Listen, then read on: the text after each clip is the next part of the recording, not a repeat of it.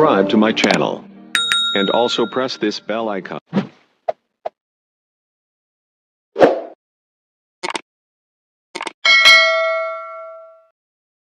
Kucha tuanzie hapa, wananchi Young Africans huko ni kama mambo si mazuri kweli kweli. Ali Shaabani Kamwe ameibuka na kusema kwamba usajili ujao wanamtaka Engineer Hersi ndio ahusike. Je, ni kweli hivi sasa Hersi ahusike kwenye usajili ambao unafanywa na Young Africans? Kwa kweli usajili uliopita Engineer Hersi alikuwa ni kuli ambaye hakutaka kutushwa mzigo. Kocha alikuwa kuli ambaye hakutaka kutushwa mzigo kwenye usajili huu wa Yanga. Hersi alikuwa ni kuli ambaye hakutaka kutushwa mzigo kwa sababu duniani kote usajili uko katika pande mbili. Kuna usajili unaoratibiwa na benchi la ufundi na kupeleka taarifa kwenye idara ya ufundi. Kuna usajili unaweza kuratibiwa na benchi la ufundi kwa kupeleka taarifa kwa idara ya ufundi ikafanya maamuzi. Bahati mbaya sana usajili wa msimu huu Young Africans walitaka kugatua madaraka kwenye benchi la ufundi na sio idara ya ufundi kama ambavyo imezoeleka. Kwa namna ipi? Nafikiri kumbuka huu mwaka kuanzia mwezi wa 7 kulikuwa na hekaheka nyingi sana za shughuli za ushiriki wa viongozi wa Young Africans.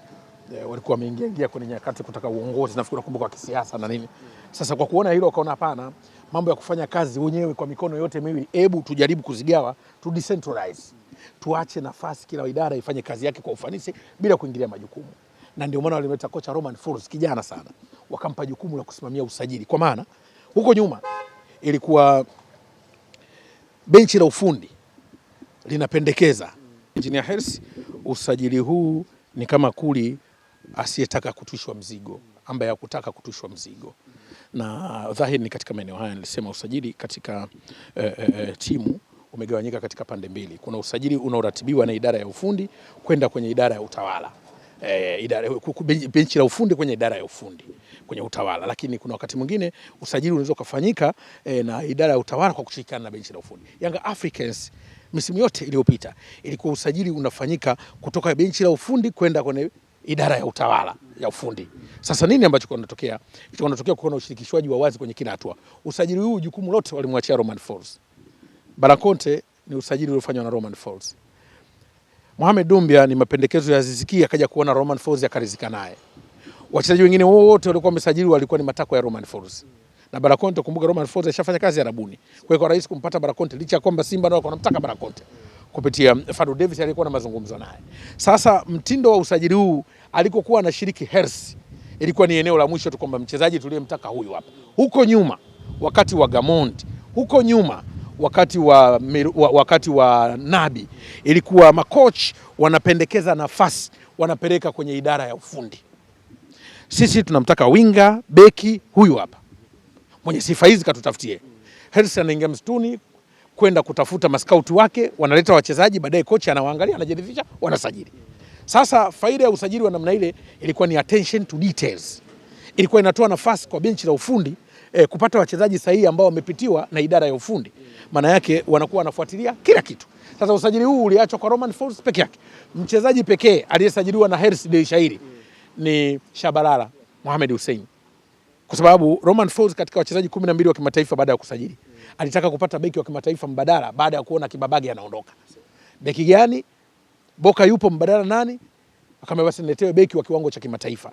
Sasa tayari kulikuwa na wachezaji 12 kwenye kikosi cha Young Africans wote wa kimataifa. Akaambia kwa mchezaji mwenye sifa za kimataifa ni huyu hapa ambaye ni Mohamed Hussein. Basi akajiridhisha kufuatia profile yake, akaona ni mchezaji anayefaa. Lakini kwa nini usajili huu unakuwa mbaya bila kushiriki viongozi eneo moja? Viongozi wanaposhiriki usajili wanakuwa ana kitu kinaitwa attention to details. Wanafuatilia kila kitu kinachomhusu mchezaji na mazingira ya Tanzania. Wapo wachezaji ambao walisajiliwa kwenye usajili huu hawakuperform vizuri kwa sababu ya kukosa kufuatia details zao. Nakupa mfano. Moja kitu ambacho kimeangusha Barakonte hapa ni starehe. Na wachezaji hawa wanapokuwa wanasajiliwa na management ambayo inajua mazingira ya Tanzania, miongoni mwa vitu wanavyouliza ni tabia za wachezaji. Mlevi, mtu wa starehe. Wanauliza hivyo kwa sababu ukija Dar kuna Tabata, kuna Sinza, mchezaji atapata wakati mgumu. Sasa wachezaji hawa walikuwa wanasajiliwa walikuwa pitivu. Kwa mfano Pedro alimpendekeza Depu na alitaka namba 10 anaitwa Daka. Depu amenunua kwa hela nyingi sana kutoka Poland. Daka aliyempendekeza Yanga wakashindwa. Pesa ilikuwa nyingi. Yanga Afrika tukasema kwa gharama ya huyu si hatuwezi. Kilichofanyika Yanga wakasema lakini kuna mchezaji Engineer Hersi anamshauri Pedro. Kuna mchezaji mzuri yuko Uganda AFCON. Hebu mfuatilie. Anamtaja nani? Okello. Pedro akasema ngoja nimuone. Pedro kamuona kwa mara ya kwanza Okello AFCON mechi ya Tunisia na Uganda. Akaridhishwa naye. Kwa hiyo kaenda wamsajili. Na Pedro wakati wanamsajili Okello, Yanga walimtuma nafikiri kama mwanasheria wao, akaenda Uganda kufuatia hili. Kufika kule anakuta Simba nao wapo wanamtaka Okello. Simba walimkosa Okello kwa sababu ya mgogoro wa Manzoki, si za Manzoki. Okello alikuwa anakwenda Simba. Tena Okello alikuwa anauza dola 150. Alivyoenda Simba akaambiwa dola 300. Na Simba walimkosa Okello kwa sababu ya mgogoro wa Manzoki. Viongozi wa wale Villa, ule mgogoro wa Manzoki aliletwa huku kiuni bila kuwashirikisha viongozi na akafanyishwa matangazo kama mchezaji anayesajiliwa Simba. Viongozi wa ile klabu hawakuridhishwa kile kipindi. Kwa hiyo mahusiano nao na baadhi ya viongozi wa Simba yakawa sio mazuri. Ndio alichelewesha dili ya Okello kusajiliwa Simba haraka. Kwa hiyo Hersi akawahi haraka kwa sababu ya mahusiano yake yeye na rais wa ile klabu alikotoka Okello. Kwa maelekezo ya kocha Pedro ndio akaenda. Buba Jame ni mapendekezo ya kocha. Sasa eneo ambalo unaweza kusema Hersi hajashiriki usajili ni eneo hili. Miaka ya nyuma ilikuwa wanapewa nafasi, wanatafuta wachezaji. Safari hii nafasi zinatajwa na makocha na mapendekezo ya wachezaji kwa makocha, wao wanabariki usajili. Na ndio maana Ali anajaribu kusema hivyo kwamba uwe ni ushiriki wa moja kwa moja kuanzia mchezaji anayependekezwa na kumjua anakujaje. Lakini unaweza kuleta wachezaji hapo wanashindwa kuenda na kasi za ligi yetu. Ndicho ambacho wanakisema. Kauli ya Kamwe ipo sahihi. Iko sahihi kwa hili ambalo tunasema. Hersi hajahusika kwenye usajili. Hajahusika, ni Kuli ambaye hakujitwisha mzigo. Hersi kwa usajili ni Kuli ambaye hakujitwisha mzigo. Hawa makocha walipewa mamlaka ya kutafuta wachezaji na kuliwaambia makocha tunataka huyu. Lakini kipindi cha nyuma ilikuwa unataja nafasi, unapeleka kwa management. Watu wanasema ni professional. Hata Ulaya sasa hivi imebadilika. Ndio maana kuna timu, kuna maditi, technical director huko, tuna technical director wale sporting director, wakurugenzi wa ufundi ambao ukipendekeza nafasi wanakutafutia mtu, unaweza kupendekeza mchezaji na wao wakamkagua wakajiridhisha. Kwa nini? Ili kusiingie athari ya kupata mchezaji ambaye ndani kiwango. Kwa Young Africans usajili wao ulikuwa umejikita kwenye eneo hilo kwamba majukumu yote wa decentralize kwa coach. Kitu ambacho huko nyuma ilikuwa wanashiriki wao. Coach anatoa nafasi waenda kutafuta watu. Ndio ujio wa kina Maxi, ujio wa kina Pacome, ujio wa kina huyu Djigui Diarra. Wale walikuja hapa washamba, hata ujanja umepatia hapa. Kwa sababu walikuwa na attention to this, wao vipi mlevi sio. Anajua daa kwa moto. Kileta mchezaji mlevi acheze mpira. Maxi akitoka uwanjani kanisani. Djigui Diarra ndo kakaa kama ujanja akapata juzi mpaka anagombana viwanjani. Haya, Pacome ndo ujanja kaupatia hapa. Wamekuja hapa hata kuvaa wajui. Lakini kuna wachezaji wamekuja hapa walikotoka huko tayari watu wa Bata. Amekuja hapa huyu Barakonte mtu wa Bata. Kwa hiyo ndio hicho kitu ambacho kocha, unaamini kwamba Hersi akirudi Young Africans itakuwa ni ile ambayo watu wanaifahamu? Akirudi kwenye usajili ambao kama anautaka. Sio kurudi tu. Usajili wa Yanga msimu ujao temeni mate chini. Kocha, nachokueleza hapa natangazia umma. Hiki nilichokwambia ukisikia kwa mtu yote. Usajili wa Yanga wa msimu ujao ni blanketi limechanika kwenye baridi. Blanketi lililochanika kwenye baridi. Usajili wa Yanga msimu ujao. Wameamua. Sio wameamua. Miongoni mwa wachezaji watakokuwa nasajiliwa na Yanga na kutangazwa. Hutowaelezea, wanajieleza. Kwanza wana budget kubwa sana ya usajili. Kwanza wamekwenda kufanya scouting ngumu. Pili, watafanya usajili wa wachezaji wachache bora. Wachache bora waliocheza daraja kubwa. Usajili wa Yanga msimu ujao. Kwa sababu mwaka huu Yanga, kwani Yanga wana shida gani? Yanga kilichowamaliza ni tactical throwback. Majeraha kwenye kikosi chao. Ukisema form sasa Yanga ina form gani? Yanga zinaongoza ligi. Mechi zimechezwa 15, watu sijisaulisha, ligi haijaisha hii. Huwa furaha za timu zingine Simba, Azam zinaumiaga kipindi cha pili. Ligi ikianza. Ligi haijaisha jamani. Bingwa mtetezi hajamaliza. Bingwa mtetezi bado anaongoza ligi. Ili nalo liwekwe sawa. Na kumleta Mirud huyu Abdi Hamid Mwalin kwenye kosti ya Yanga. Hata mtu kirogwa kama umezidiwa unatafuta mganga mpya. Ni kama mganga mpya Yanga kwenye uchawi wa zamani. Mwalimu kwenda kuongeza kitu kwenye kikosi cha Young Africans. Sawa, tuachane na hilo. Wadau wanauliza kuhusiana na Diarra, mbona kamati ipo kimya kocha? Wanategemea taarifa tayari. Kwa nini ukimya umetawala kwenye hii issue ya Diarra? Kamati inafanya kazi kwa muda wa kikanuni kufanya maamuzi. Ule muda wa kikanuni wa kufanya maamuzi wa kamati bado. Matukio yametokea mwishoni mwa juma. Nadhani kamati huwa inaketi baada ya siku 7. Ikishakaa siku 7 inatoa ripoti yake. Kwa hiyo tusubiri ripoti ya kamati. Muda bado hujafika.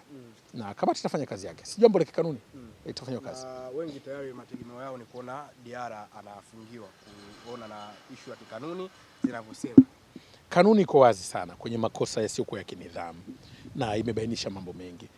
Nitashangaa kama Diarra hatapata adhabu. Binafsi nitashangaa. Nitashangaa kama Diarra hatapata adhabu kwa namna ambavyo kanuni ziko wazi. Sababu wengi wanazungumza kuna zile issue ya double standard au wachezaji wakubwa wanapokuwa wachezaji tegemezi kwenye vikosi vyao, kuna ile kamati ni kama natumai unalijua hilo kocha. Double standard ilionyeshwa kwa Simba tu. Kwa yule nani Selemani Mwalimu. Lakini wachezaji wengine wote waliadhibiwa sawa sawa. Ndiko ambako tulishangaa kamati ya nidhamu ya bodi ya ligi ya usimamizi wa ligi.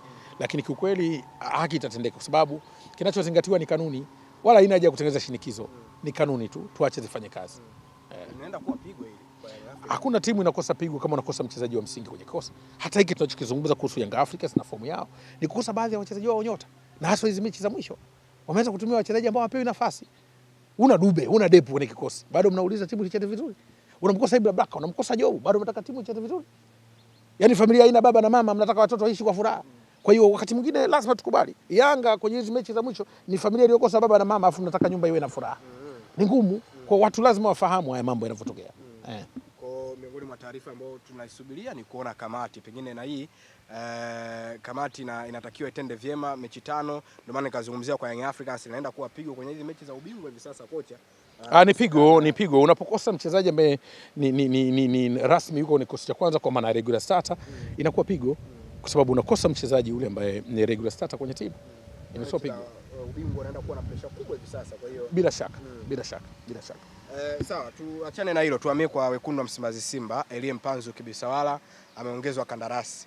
Huyu Mpanzu ambaye wengi walizungumza performance yake imeshuka. Ukiangalia kwenye vinara wa assist, yeye ni mmoja wapo akiwa na assist 5 akiwa anaongoza. Usajili wa Mpanzu Simba ni kurutubisha nishati. Kurutubisha nishati. Unapomwongeza mchezaji wa kariba ya Mpanzu mwenye uwezo, nguvu, kasi, anapiga, ana ufundi, ana pumzi, awe sehemu ya kikosi cha Simba katika kipindi ambacho Simba pia imepata wachezaji wa kariba hiyo wanaweza kutengeneza timu katika mazingira yote, wakatumika kama kufuri na nyundo na ufunguo wake. Kishindo kufungua unapiga nyundo, maana yake Mpanzu ni mchezaji ambaye anaweza kutumika kama nyundo kwa Simba. Tayari ni kurutubisha nishati. Kwa usajili wa Mpanzu ni usajili mkubwa sana kwenye kikosi cha Simba ambao utasaidia Simba kukua zaidi na kuonyesha ubora wa ziada kwenye timu. Licha ya kushuka kiwango kama wanavyosema, tukiwa tunamalizia anaongoza akiwa na assist 5. Hii inatoa tafsiri gani? Kwamba akiwa kwenye performance yake ni mchezaji hatari zaidi. Mpanzu ni mchezaji alijipambanua kwenye ligi yetu akiwa Simba msimu uliopita, na zaidi naona msimu huu anaweza katoa faida sana kwa sababu atapata muda mwingi wa kupumzika na akiwa anacheza kwa ufanisi. Kwa mfano, rejea mechi ya Singida Black Stars. Unaona faida yake? Kwa Mpanzu unamtumia kama bisibisi kwenye mfuko wa kibaka. Yaani Mpanzu Simba ni bisibisi kwenye mfuko wa kibaka. Ukimvamia tukaitoa. Akakuchoma. Kwa Mpanzu Simba ni bisibisi kwenye mfuko wa kibaka. Lazima Simba waogope kusalia na mchezaji kama Mpanzu. Ni shughuli kwa sababu yule anacheza physical football, excellent dribbling skills, energetic, excellent passing skills, shooting ability anayo. Na ukienda mbali kabisa, ana individual brilliance. Yeye ni bisibisi kwenye mfuko wa kibaka Mpanzu. Na naweza kusema kwamba kusalia kwa Mpanzu Simba ndio ile tunarudi kwamba kurutubisha nishati. Akitokea nje ana hatari, akianza kwenye kikosi ni hatari. Na hivi sasa mara kadhaa anakuwa anatokea nje. Ni hatari zaidi akitokea nje kwa sababu ile ni bisibisi kwenye mfuko wa kibaka. Kwa Simba wanakuja na Mpanzu kama bisibisi kwenye mfuko wa kibaka. Lazima watu waogope. Wanaenda kuwa na watu wawili bora, Anset lakini pia ama Libasi. Una Anset, una Libasi. Kwa hiyo unachagua tu. Ile kama toolbox Simba sasa hivi wanachagua tu vipi?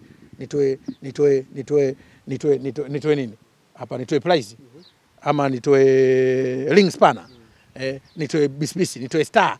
yani maana yake anaweza kufanya options zote kwenye timu yao. Ni ile bisibisi kwenye mfuko wa kibati. Bwana kocha, sisi tukushukuru sana. Asante sana. Lakini samahani kwa kupoteza muda. Bila shaka kwa na maana